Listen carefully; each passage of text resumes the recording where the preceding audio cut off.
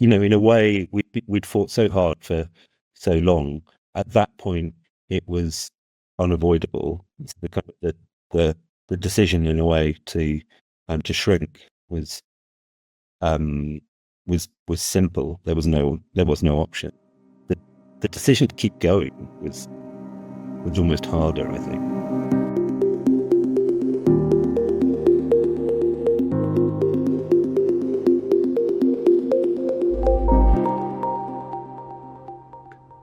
Hello and welcome to Exploring Emotional Overdraft. I am very honoured to be here today with Antony Mayfield, the CEO of Brilliant Noise. We've known each other quite a long time now, I think, in our various roles over the years. But today we're talking about emotional overdraft. Welcome, Antony. Oh, thank you very much, Andy. It's an honour to be here. Really, really pleased to take part.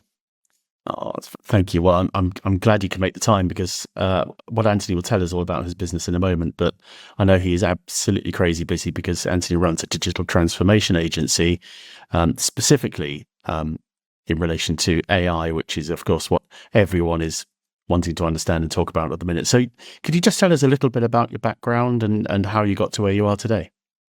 Oh wow, yeah. Well, by a little bit, I suppose. I'll keep it to a minute or so.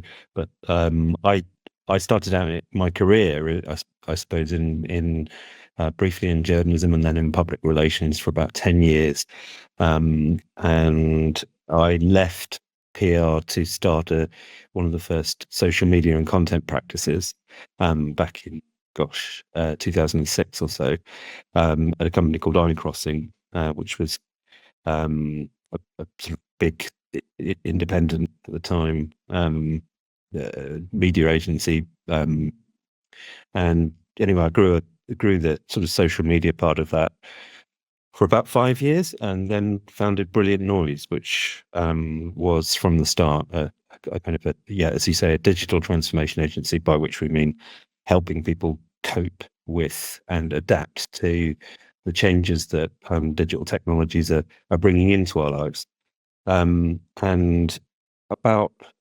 specifically into marketing, actually.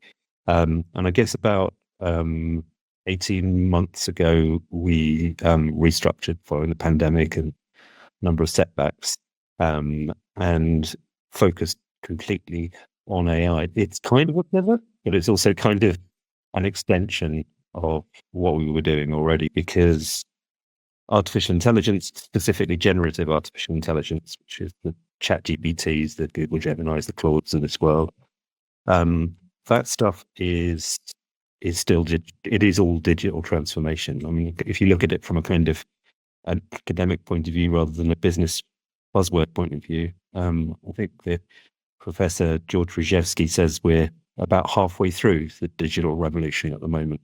It started in the 1990s. It's probably got another 30 years or so to run. And all of the kind of little revolutions that we've had inside that, like social media and mobile and explosion of data, they're all part of it. And AI is the latest, perhaps the biggest chapter of all. So, yeah, both a pivot, but also kind of a focusing on what the next phase of turning our lives into turning our society into a digital one is what we've been concerned with.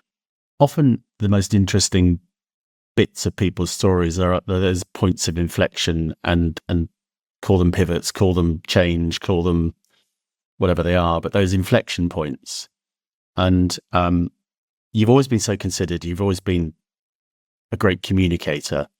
And I'm just interested if you can explain what happened when you refocused the business 18 months ago. You mentioned briefly there that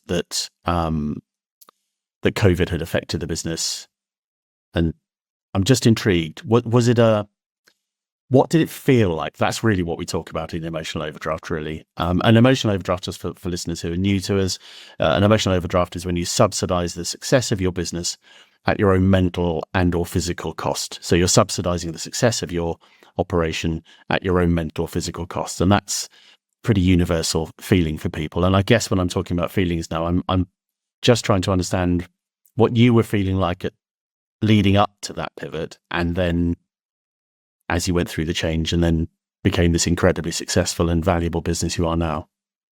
So yes, I mean, we've been since 2020 buffeted by almost annually by phases of that crisis, and then other geopolitical crises that created uncertainty. What we were working on in the way that we approached digital transformation a lot of the time was around experiments and innovation. And if you go into a crisis, then the money shrinks back, and it shrinks back to things that are defensive, things that are going to make you money and help you survive naturally. And innovation, transformation, capability should be high on that agenda. Well, everyone thinks they should be high on that agenda, but you're not. So we had to downsize the company, and that was so. In the build up to that, it was incredibly painful and upsetting for everyone, I think, because a lot of good friends had to say goodbye. But it was in a way we'd fought so hard for so long. At that point, it was unavoidable. The decision, in a way, to shrink was simple. There was no option.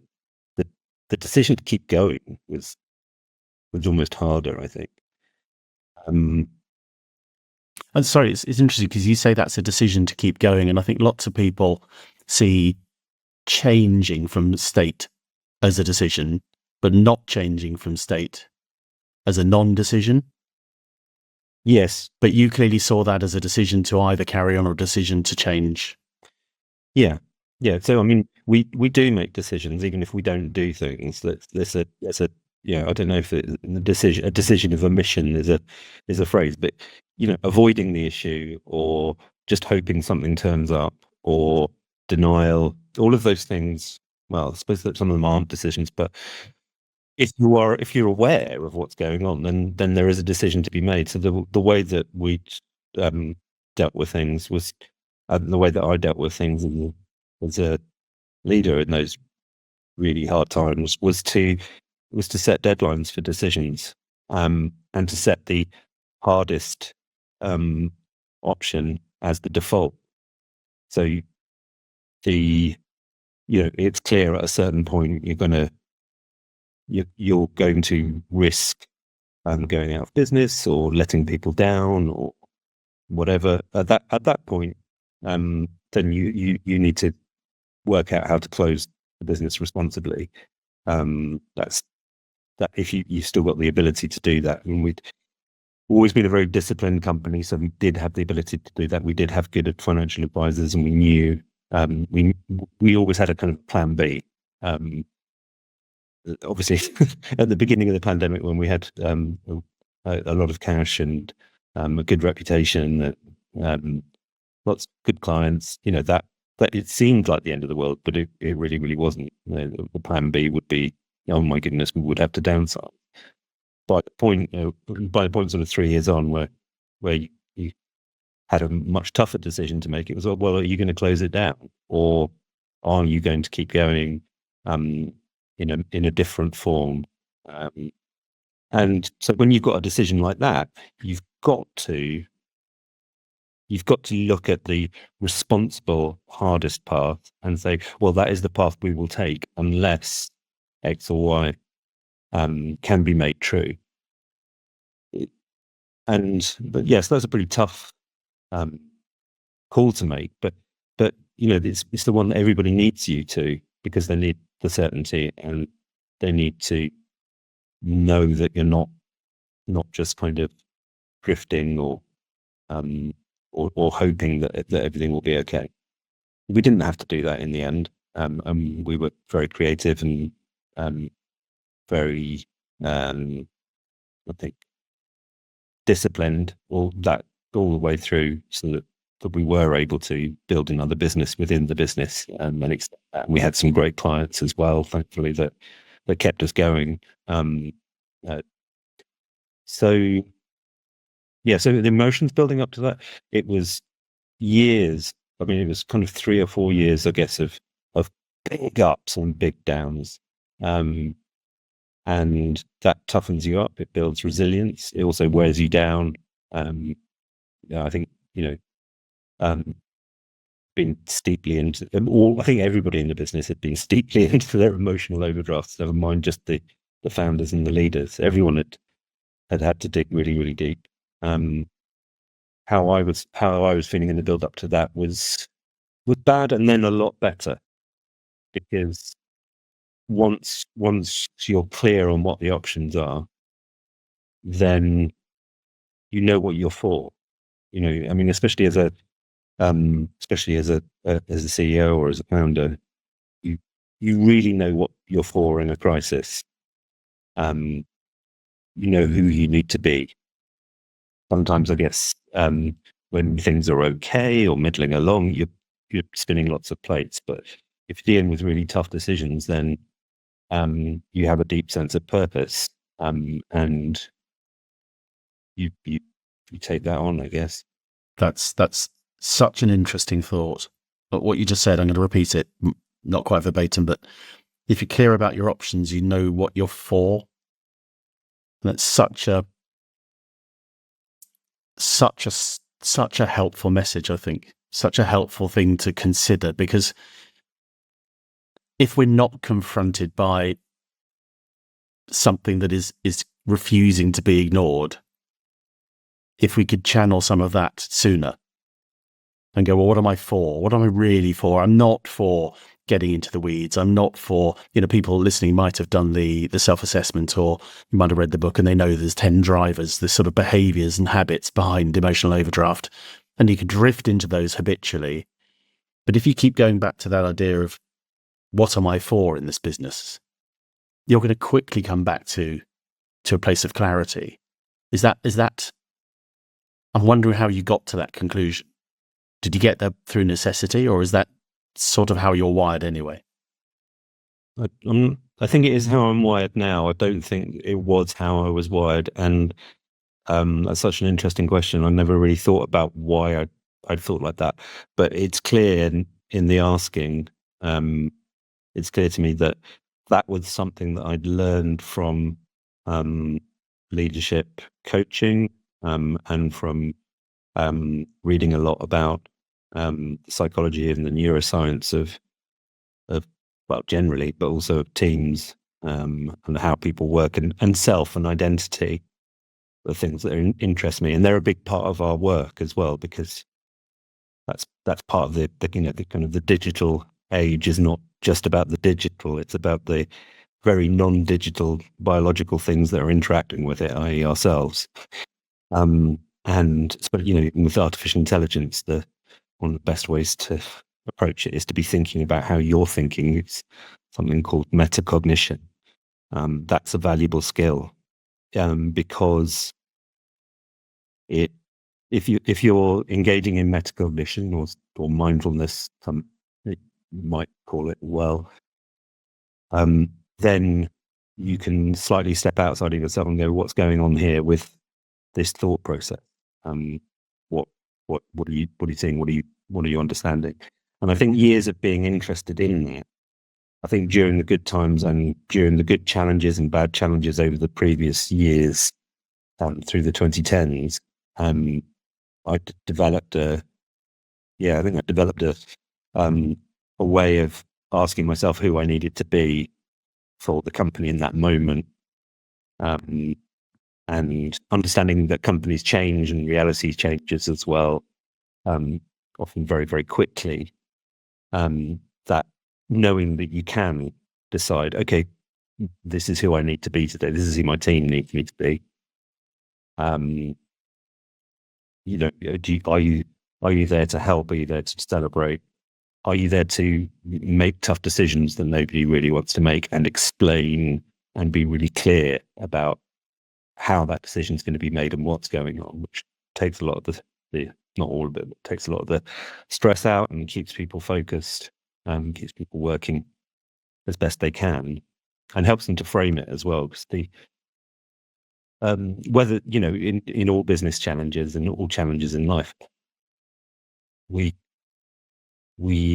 as a culture, we can very, very often approach those as kind of like rational,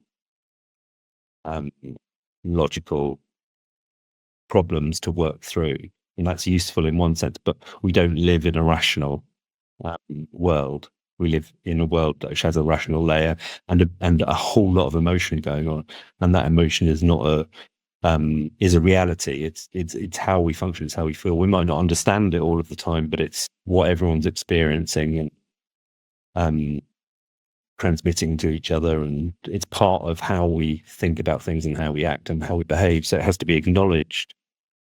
It's something you have to work with. It's a system that you might not understand all of the time, but you definitely have to respect. And I quote René Loisy almost every time I talk to anybody who's a coach, who said to me that your feelings are a measure of the quality of your thinking. And I love that. That almost feels like you're tapping into that. You're saying that who do I need to be? And then you said today. So you're tapping into that thing. What am I? Almost setting aside your own feelings and almost setting that to one side and saying, what does the business need me to be? What do my colleagues, what do my staff need me to be today? Is there a cost, though, to that? Yeah, there is, because, at some point you need to ask, who do I need me to be? Who do my family need me to be? And I very much in line with the emotional overdraft. It's sometimes you don't ask that, or sometimes you spend all of the time and all of the energy on kind of a sense of duty, or a sense of what you need to do in that business environment. And I wonder sometimes if that's because, weirdly, it's because it can be more structured in the workplace. You can have things like roles. You can also, you're in charge,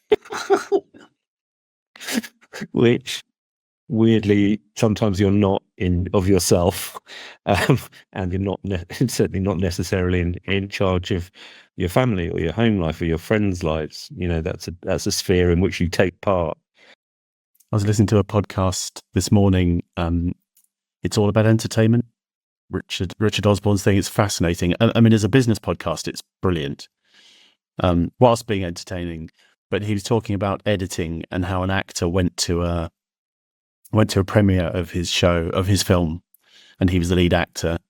And between recording or filming all the work and the editing, the director had pretty much taken him out of the film. So he turned up on the red carpet, did all the thing. No one had told him he was barely in the film. He sat in the film and apparently just gnashed his teeth the whole way through it, because the director had taken the film in a different direction, had omitted to tell the former lead actor. And I guess that really resonated with me this morning. And maybe it was because we were going to talk today, but the idea of being the lead actor, and then this editing happens around us, which is other people's thinking, perhaps. And our perception of what we think is happening and everyone else's perception of what they think is happening is quite interesting. And we don't, we barely control what we're thinking, if we do at all. And I wonder if it's easy to get confused by what we think people are thinking and what they're actually thinking. And then you can start responding, can't you, in maybe the incorrect way. Yeah, absolutely. It's an amazing game that we play inside our own virtual reality brain sets.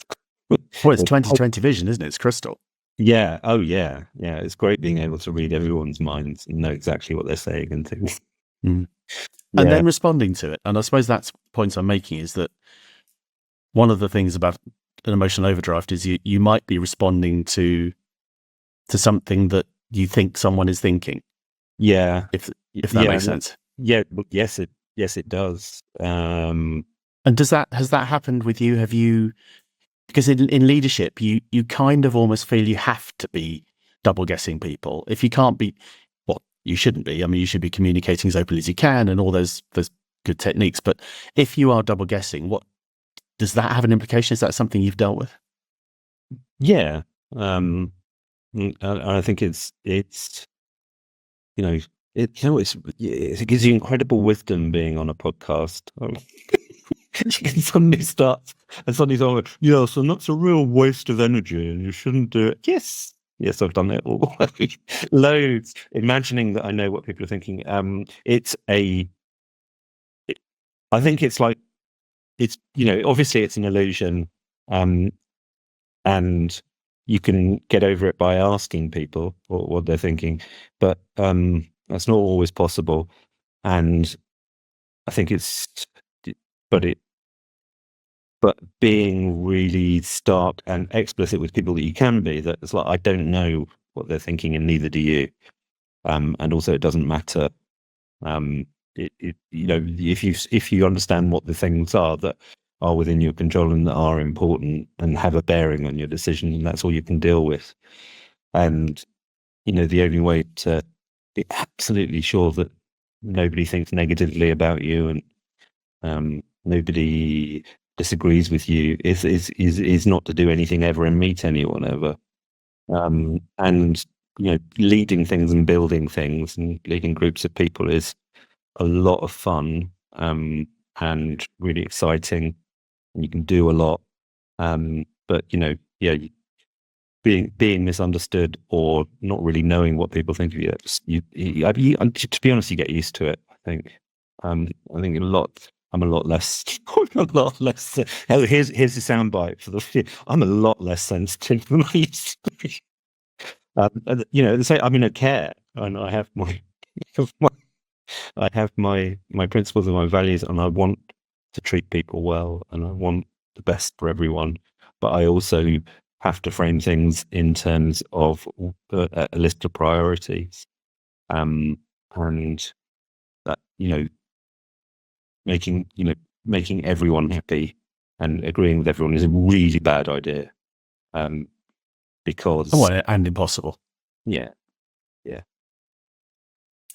That's so helpful, and to everyone listening to this, if you need to go back and listen to that bit again, because I think it's really important that we understand that running a business, being a leader, trying to have a positive impact on people. So forget leadership, just in life, trying to influence people positively is not a popularity contest.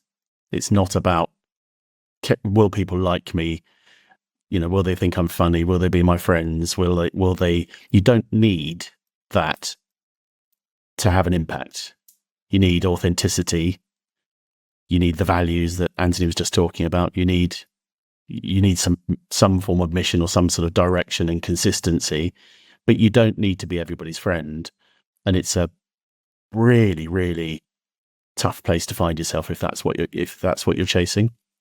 And we mentioned just at the start of this thought the idea of asking people what they think, which is okay. I mean, I think it's good. It's good to be open, and it's good to have those conversations, and it's good to get people's feedback, even if they actually know what they're thinking, which is, what they tell you and what they actually, because they may not have done the self-reflection either, but it's good to do that. But it's also not always essential to spend your time canvassing everybody's opinion and asking everybody what they're thinking and trying to democratize every decision in your business, because it will just grind the business to a halt. Yeah, I think I've noticed working with other leaders as well, and probably because I've done it myself, although my ego part of my brain doesn't admit it to me, but we've already seen your ego part of your brain, Antony.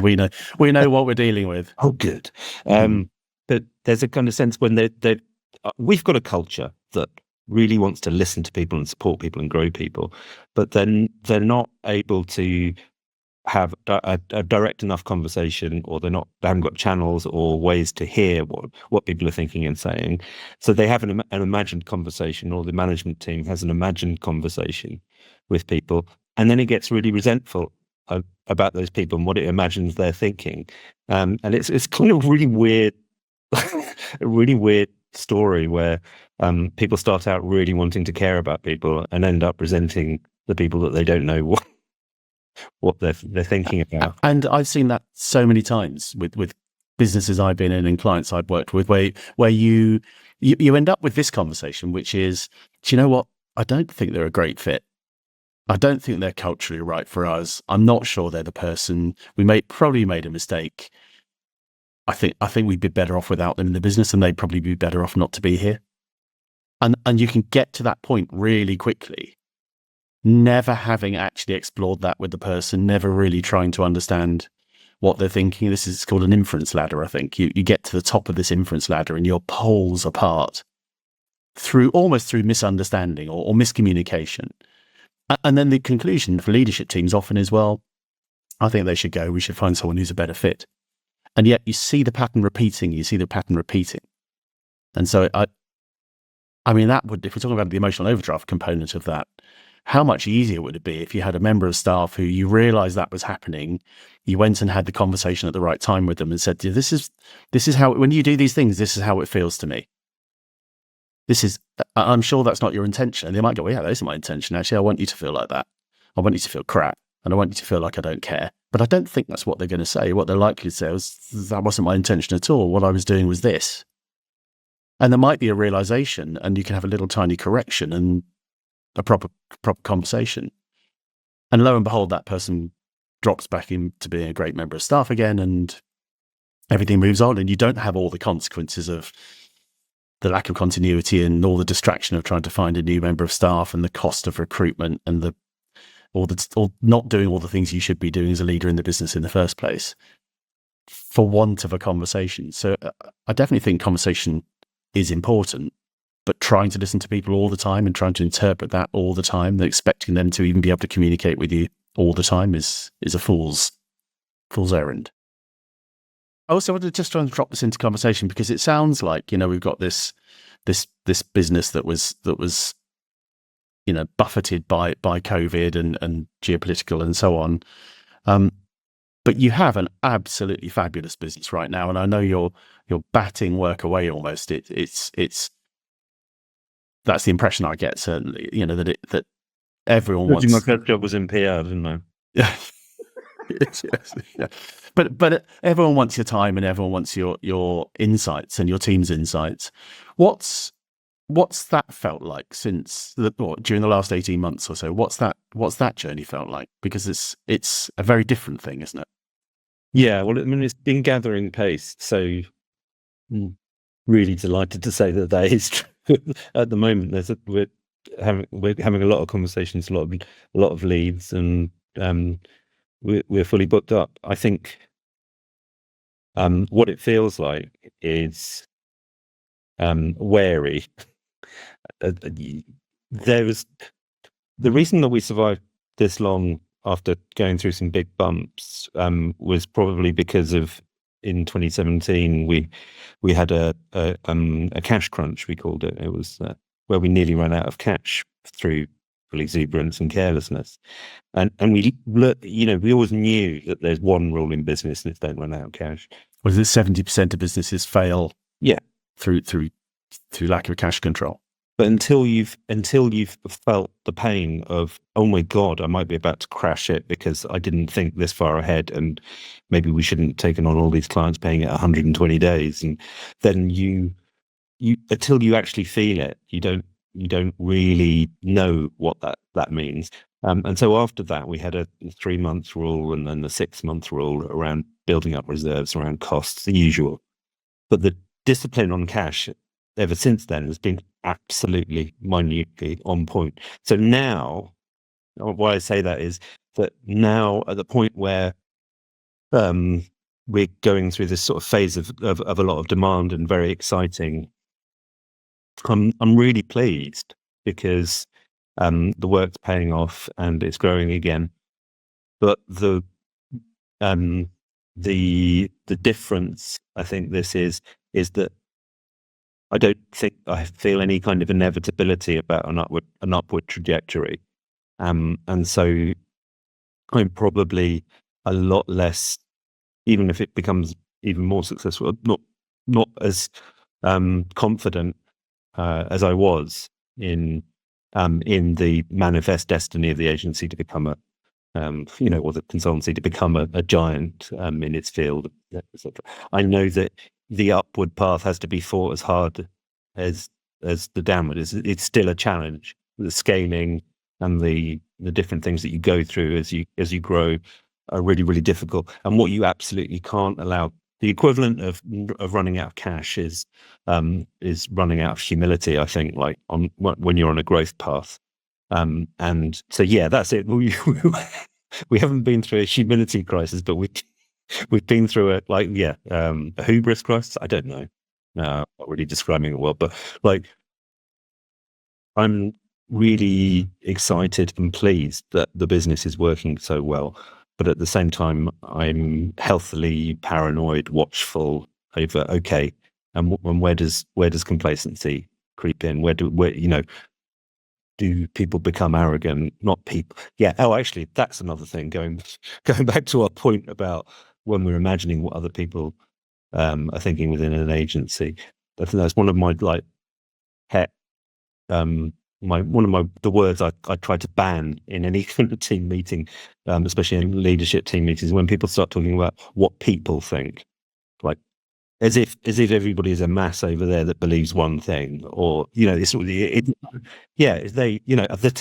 team are annoyed about this. You're like, who, what? It's not that simple.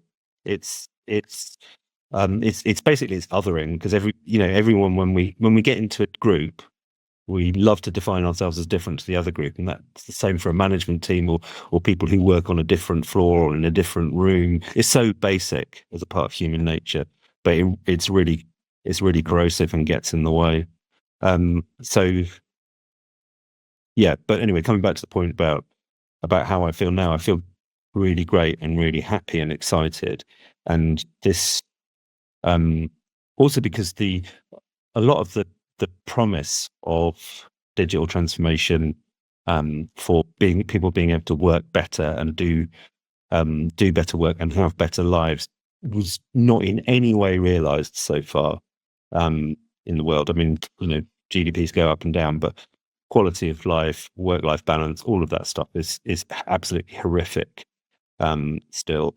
And the exciting thing about AI is that it's such a dramatic potential shock to productivity and to how we do things, that there is just a little glimmer of an opening that you can make things better as you go along. So that's very exciting. When we do a lot of like working with people on practical problems and hands-on things with AI, and it's exciting not just because they get things done faster, but because they get really excited and are hugely surprised by what they can do using the technology, and that it just opens up a huge vista of possibility about, like, oh, actually, once you've realized that you don't have to write boring report documents in the same way, or that a strategy plan doesn't need to actually make your brain fall out your ears, because you can think so much faster in this way.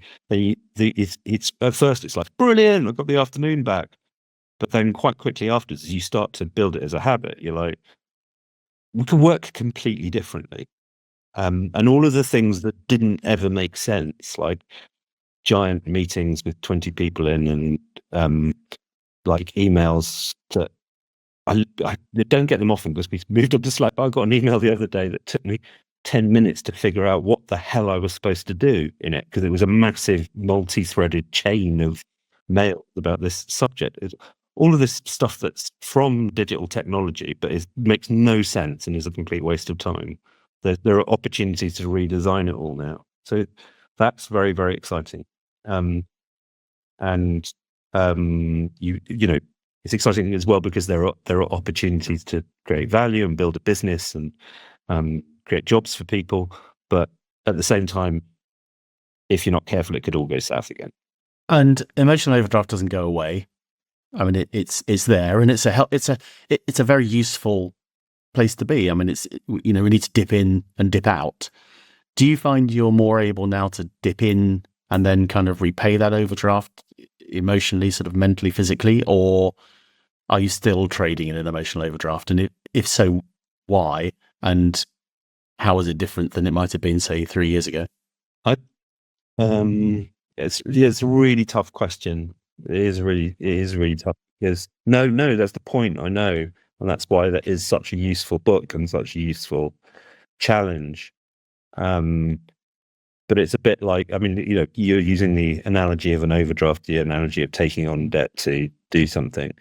The difference is a bit like the cash crunch that I talked about a few years ago, is that now you felt it. I mean, certainly I've, felt very bad indeed at times, and wondered if I could. I mean, I've been tested, as many of us have, completely to my limits.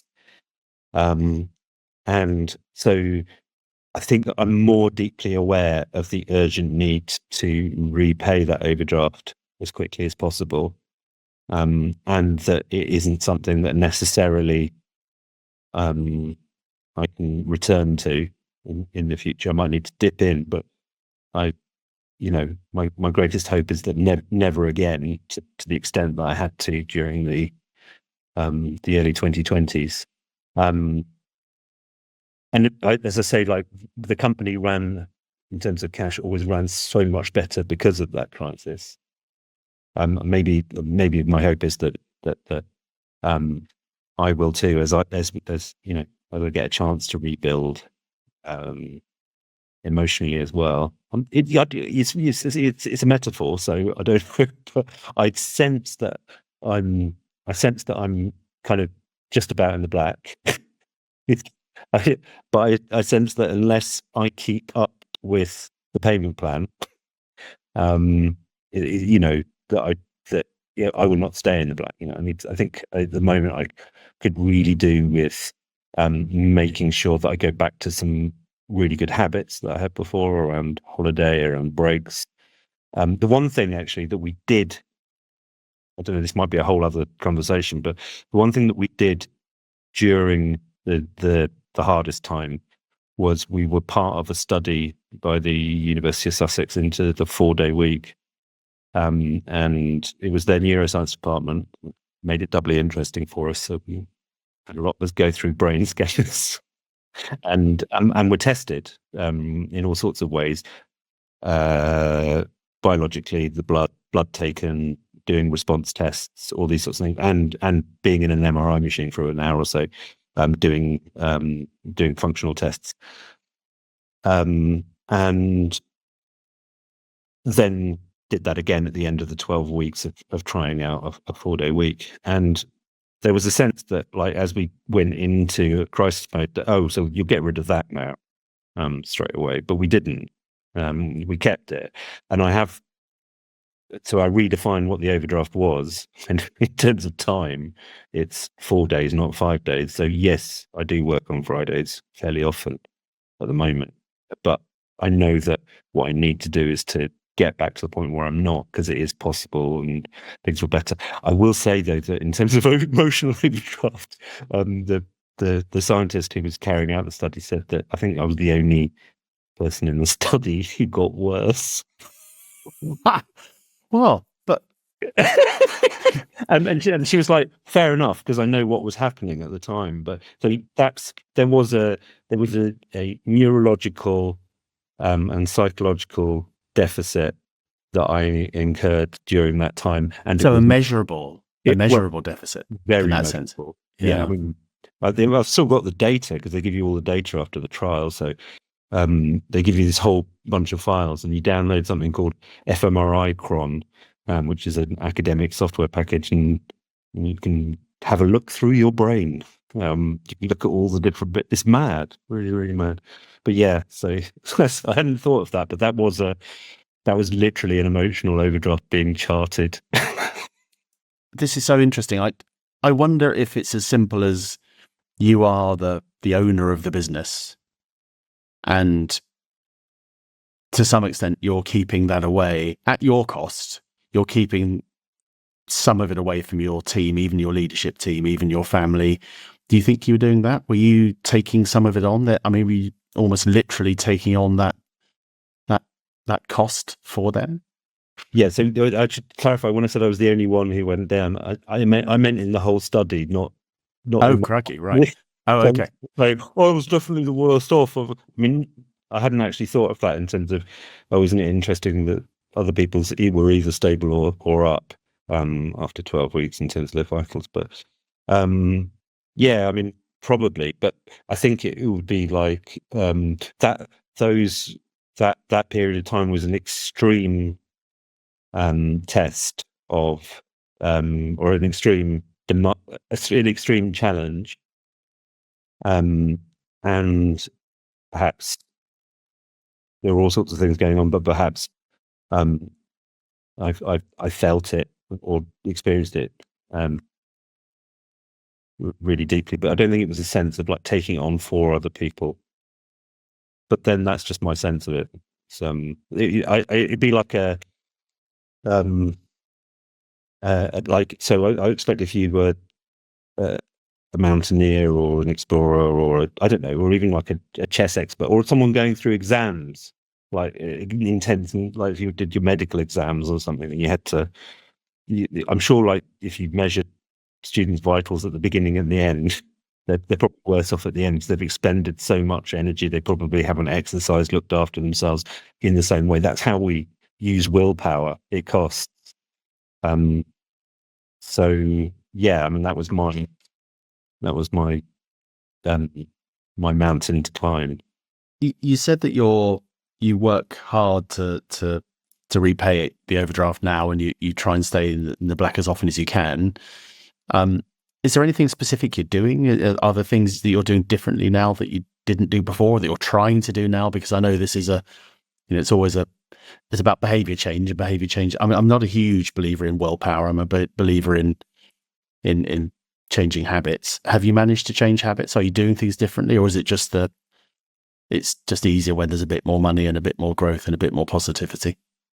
Well, I think it is easier when there's a bit more growth and a bit more positivity. Simply because you have more resources. I mean, I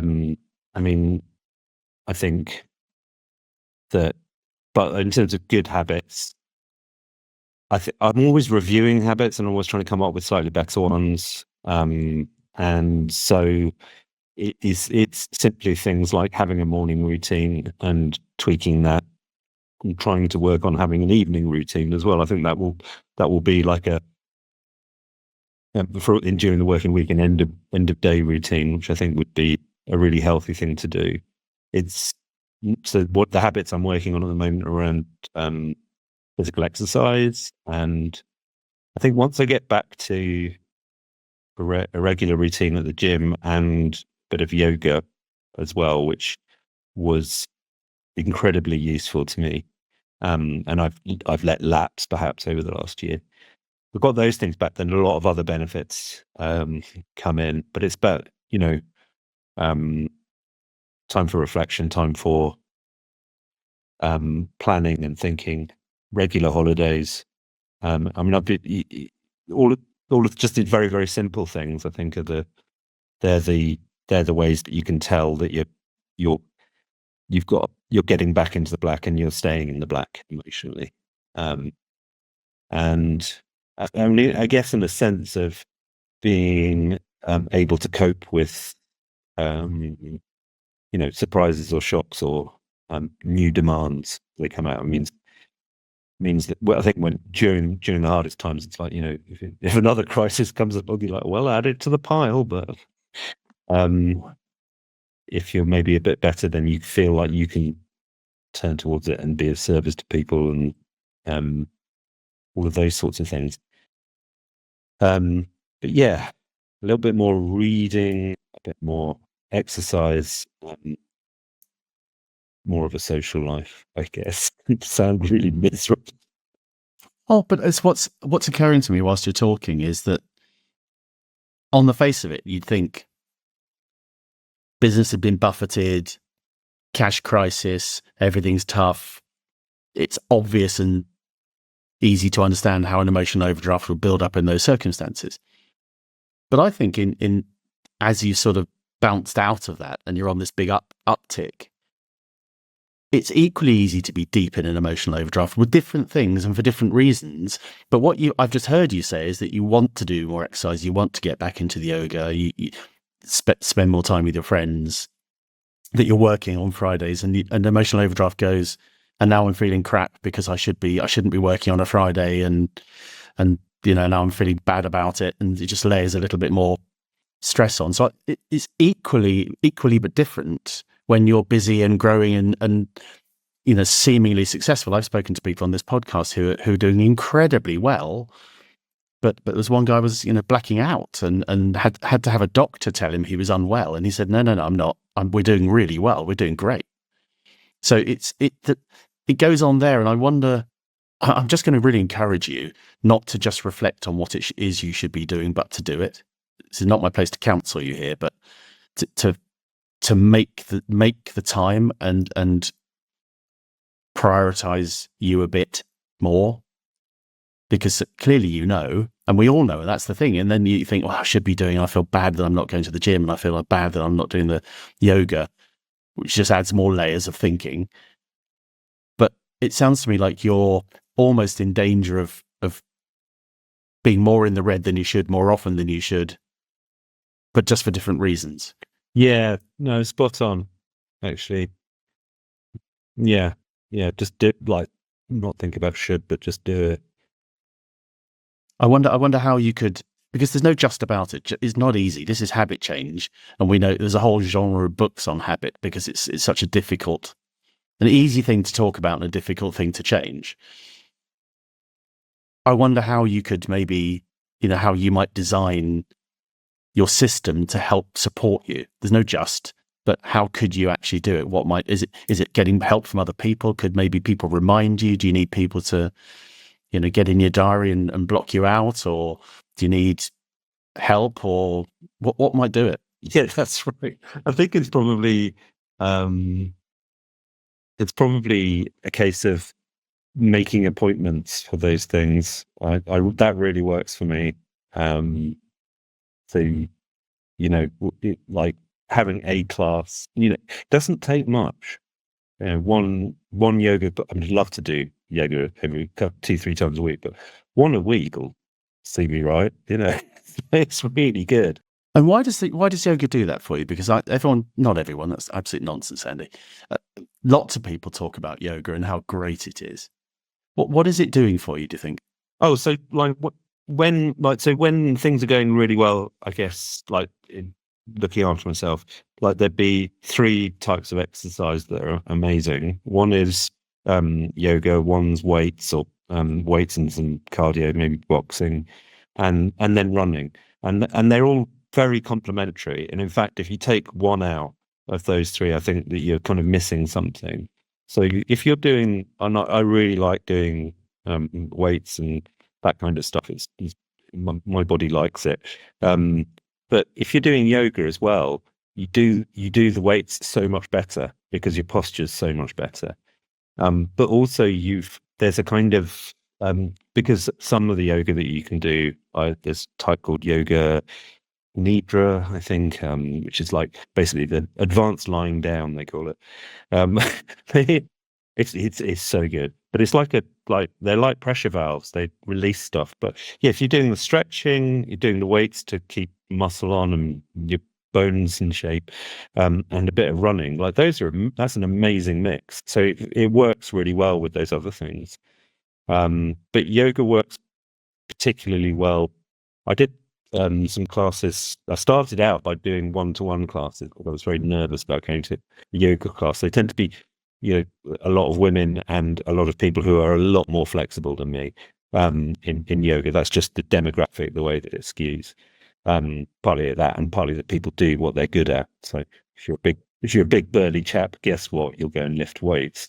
But all of those big burly chaps would really benefit from yoga. Like when you're doing a squat, for instance, the feet in exactly the right position and the balance of your sort of backside coming out and going down. And your spine curved in the right way. If you're doing yoga, all of those things improve because you become more aware of the body and you're better stretched and all of those sorts of things. So there's that, and it's very much, I think, like the yoga as well as it's my most admiring of it is if you do it, it's kind of like it's learning how to be in your body. And that's really nice. They're not just like kind of pursuing a body that may never arrive, that's 20 years younger and very muscle. It's not about that. But like yoga, you can the best teachers and the best ways of practicing it.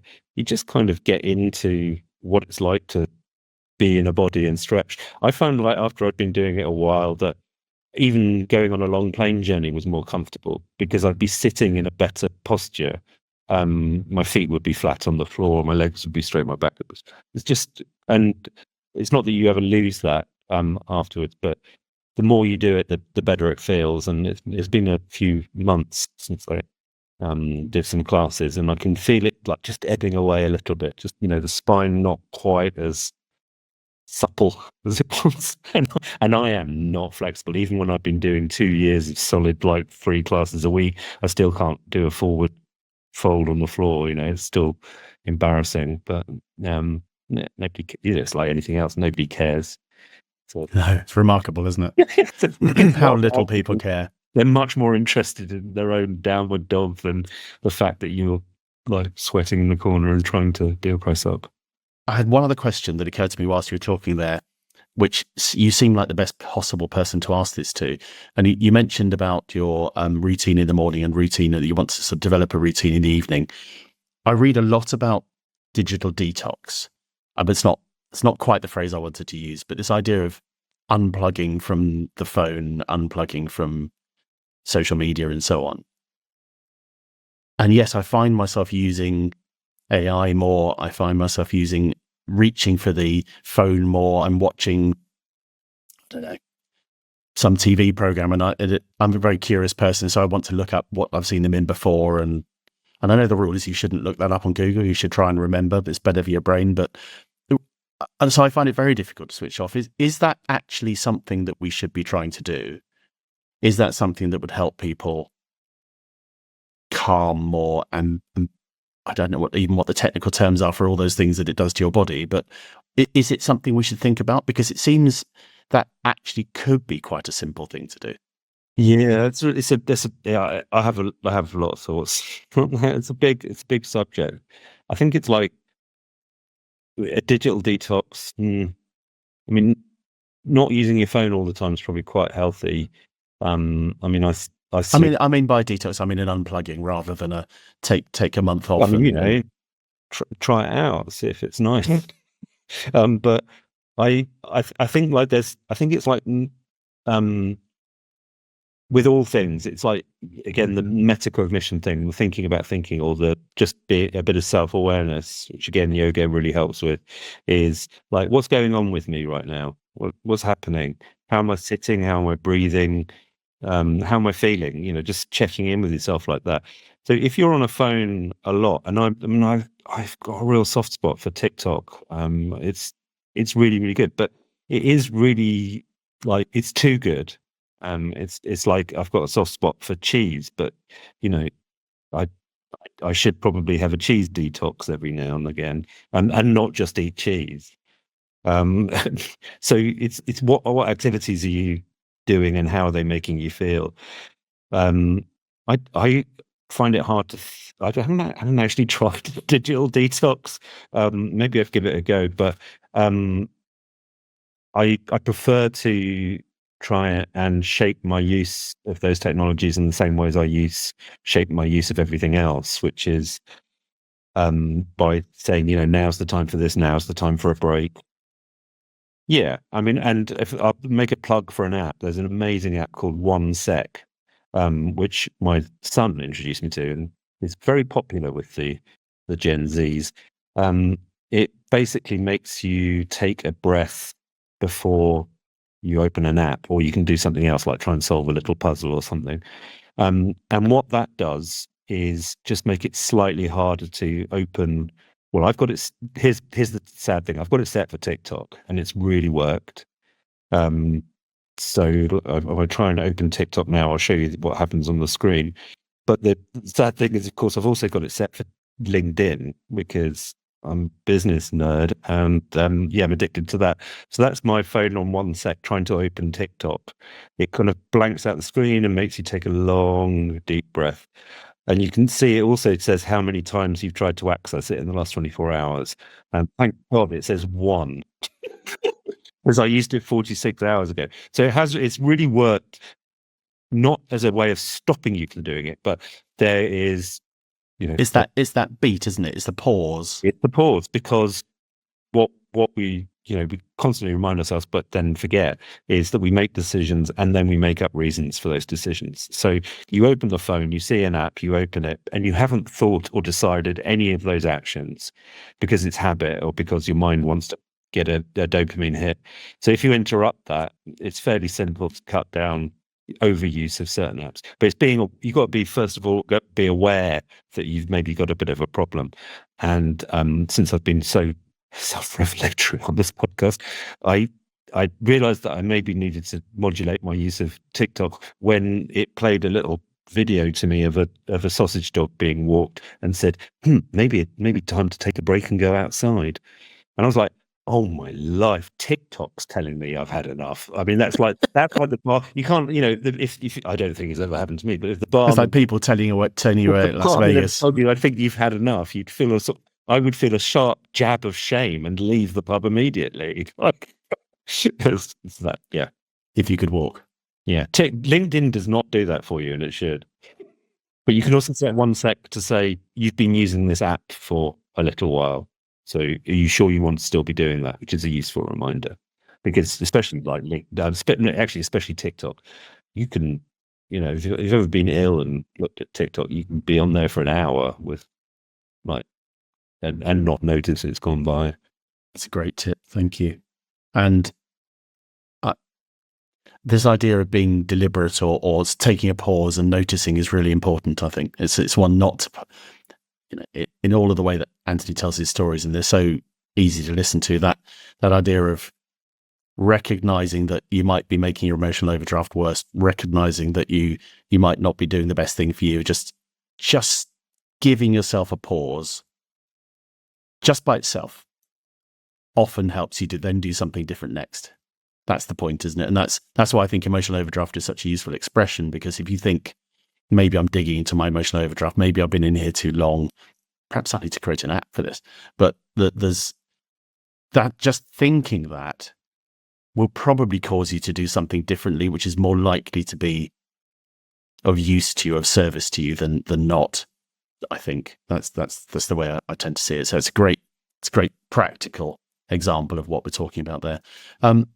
So I generally ask people at the end of this podcast if they've got a simple change that they could share with people, and almost inevitably they did. But I did that about 20 minutes ago, Andy, because it was in my mind. But I don't know if you've got a simple change you could or would share with everybody. Yeah, the small change I'd say is that on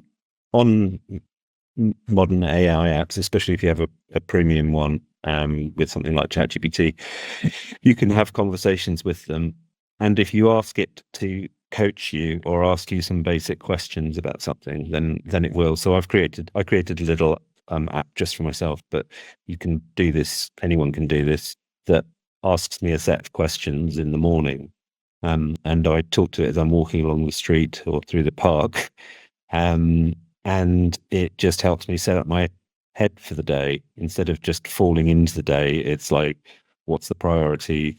What's the thing that might be difficult to deal with? What's another way of thinking about that? So coach, it's not a replacement at all for real life coaching, but you can get a strange amount of reflection from talking to machines. It's like talking. It's like I think of it as like a cognitive mirror. It's kind of a way of. It doesn't matter what it says, and you don't want it to give you advice. You just want it to ask you the questions, and for you to have to actually pause and think, "Hang on, what is the priority today?" So that's one thing that I've found really, really useful. That's brilliant. And given that you are at the bleeding edge of AI, for the rest of us, would that be a relatively simple thing to do? Yeah. I'll post a link to it, or a set of instructions or something. That's very kind. Thank you. That's kind of what I was getting at, wasn't I? Yeah. Antony, it's been fascinating talking to you. It always is. Well, I was lovely talking to you, Andy. Thank you. Thank you very much. And so I know you're busy, but if people want, well, what would people come to you if they really needed something fixed? What would be the thing they'd come to you for, and how would they find you? So they'd find me at brilliantnoise.com or at antonym.substack.com. And if you wanted help, the easiest way to get help from us is we have just started a product called an AI Power Hour, which is a 1-hour session where we solve a problem with you in real time. And we record that session and we make a little report out of it so you can get started with using AI better, or just get over the hump of not being sure what it's for. So very often doing a whole afternoon's work in an hour, or having a breakthrough about how to deal with a certain process. So that's my plug. It's a fabulous thing. I've been reading about it, and I'm telling everyone I know about it. So it's fantastic, Antony. Again, thank you so much, and thank you for being so candid and sharing so openly. It was great talking to you. Absolute pleasure. Take care. You too.